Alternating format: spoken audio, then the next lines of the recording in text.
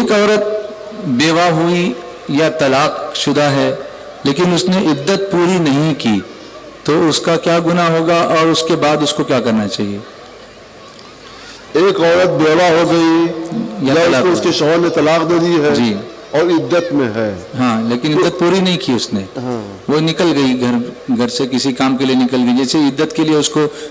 بیٹھنا چاہیے تو اس مدت کو اس نے پورا نہیں کیا۔ ہاں عدت پورا کرنا تو ضروری ہے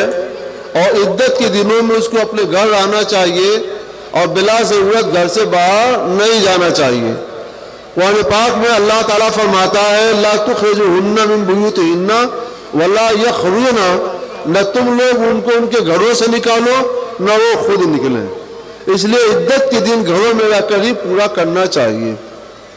اور اگر گئی باہر تو کیا اس کا کفارہ ہوگا؟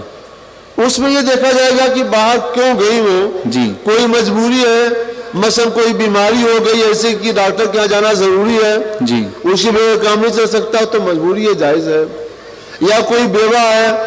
اور وہ اپنی جائیداد یا دکان وغیرہ کی دیکھ ریکھ کے لیے گئی نہیں جاتی ہے تو دکان ضائع اور برباد ہو جائے گی، تو اس کے لیے اجازت ہے کہ دن میں جائے اور دن میں ہی لوٹ آئے۔ جی اور اگر بس سیر و تفریح کے لیے جا رہی ہے تو یہ ناجائز اور گناہ ہے، وہ اور گناہ گار ہوگی۔ اچھا، کبھی کبھی ایسا ہوتا ہے حضرت کہ انتقال کسی ایک گاؤں میں ہوا اور بیوی اس وقت وہیں موجود تھی، پھر وہاں سے اس میت کو لے جاتے ہیں اس کے آبائی وطن میں یا جہاں کہیں دفن کرنا ہوتا ان کو، تو وہ عورت کیا کرے؟ میت کے ساتھ وہاں جائے یا جہاں انتقال ہوا تھا وہیں عدت پوری کرے؟ عورت اپنے شوہر کی لاش کے ساتھ باہر نہ جائے، بلکہ شوہر کے انتقال کے وقت جس گھر میں وہ رہتی تھی وہیں رہے، اپنی عدت گزارے 4 مہینے 10 دن، جب عدت پوری ہو جائے تو اسے جہاں جانا ہو جا سکتی ہے، نکاح کرنا چاہے تو نکاح کر سکتی ہے۔ اگر وہ گھر ان کا اپنا نہ ہو، کسی اور کا ہو، اجنبیوں کا، کرائے کا مکان ہو تو بھی کوئی بات نہیں ہے، جی تو بھی وہیں رہے، اور اگر کرائے کا بھی نہیں ہے، اپنا بھی نہیں ہے، مگر شہر میں آبادی میں ہے، تو اسے چاہیے کہ کوئی مکان کرائے پہ لے کر کے وہیں رہ جائے اور جب عدت پوری ہو جائے تو وہاں سے جائے۔ اچھا، کبھی کبھی یہ بھی ہوتا ہے حضرت کہ حج یا عمرے پر ایسا ہو جاتا ہے اور وہاں رہنا ممکن نہیں ہوتا 4 مہینہ 10 دن، تو اس صورت میں کیا کیا جائے؟ وہاں کی حکومت سے وہ ایک بار کوشش تو کر لے کہ حکومت اس کے ویزا کی مدت میں توسیع کر دے، اگر حکومت توسیع کر دیتی ہے تو یہ وہیں رہ کر کے عدت گزارے،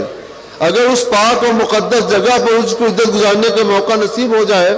تو یہ اس کی خوش نصیبی اور سعادت بندی ہے۔ اور اگر حکومت اس کے ویزا میں توسیع نہیں کرتی ہے تو اب مجبوری ہے، وہ یہ وہاں پہ رہ نہیں سکتی ہے، تو بدل ناخواستہ وہ اپنے گھر آ جائے، گھر آ کے عدت گزارے اور اس سے بدل ناخواستہ جو کمی ہوئی ہے اس سے اللہ کی بارگاہ میں توبہ کر لے۔